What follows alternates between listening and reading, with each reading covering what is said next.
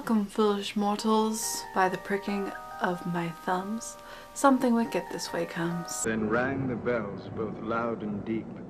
God is not dead, nor doth he sleep. It's not Christmas time, but instead we have something wicked to talk about instead. Today we're going to talk about Something Wicked This Way Comes. Of light and darkness is getting closer. Something wicked this way comes. Something Wicked This Way Comes was released in 1983, and personally I feel like this is one of the darkest Disney films that they've ever done. It's very obscure today, but it is a well-known cult classic. When it was first released, it was an instant flop. They lost a lot of money on their budget, but now it's a lot more appreciated than it was back then. We have Jonathan Pine as Mr. Dark in this film. He was also in the Pirate of the Caribbean movies. He was the father back there, so it's cool. He looks completely different.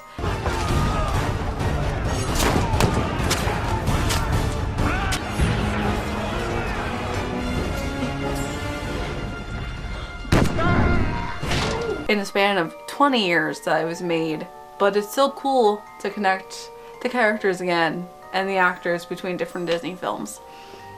And I'm not sure exactly when this plot takes place. I was trying to figure it out and I had no idea, but definitely early 20th century, could be late 19th century. Two boys live in this very small town that nothing ever happens in it in Illinois. When suddenly the strange carnival comes to town and suddenly everything goes spooky and wicked.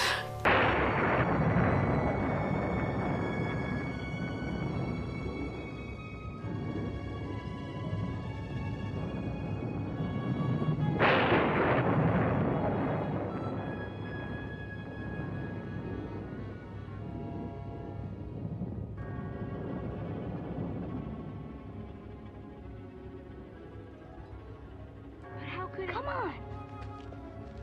The adults turn back into children and end up joining in with the carnival.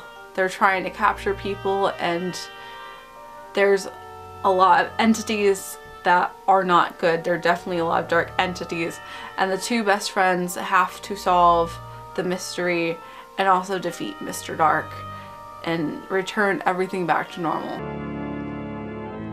My name is Mr. Dark. I advise you to respect it. It's suspenseful, it has a lot of really cool horror elements, and the effects are really great for the time. And this was something that I really did enjoy a lot.